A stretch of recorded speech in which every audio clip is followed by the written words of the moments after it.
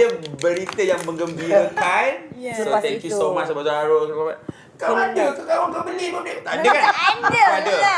Aku Abang Zahrul bagi. Ini 17. Bukan, ini 16. Nothing Phone Ini apa 3. ni? Nothing Phone 3. Nothing phone 3. Saya sudah ambil iPhone dia bukan dalam Nothing. Nothing Phone. nothing phone. Tak Tak tahu. dengar.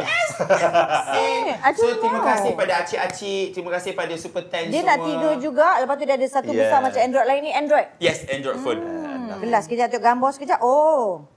Yes. Ah. Oh macam tu je.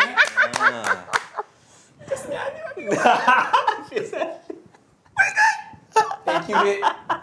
Double. Dalam. Double.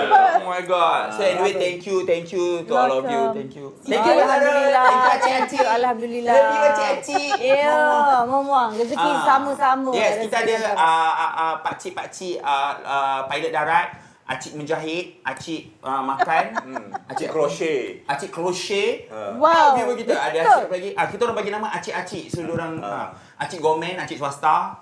Oh, Yes, bila jumpa gitu. dia orang beritahu, Ahmad Zahrul ni lah acik-acik lipat baju. Oh, suri rumah lah tu. Yes, Suri betul. rumah. Sebab dia orang sebab dia orang tengok Sambil lipat baju. Lipat baju. Lipat baju. Masalah. Ya, ada abang pilot darat. Brisk walk. Abang pilot darat bawa lori. Dia komen situ.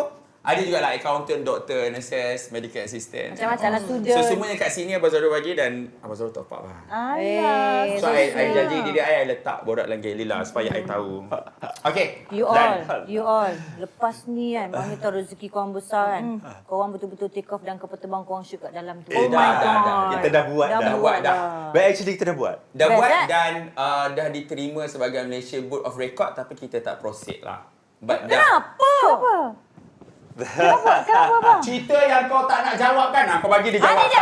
Because I also never ask him kenapa tak nak. I just macam frust dia macam. Kenapa? Kenapa jawab kat sini?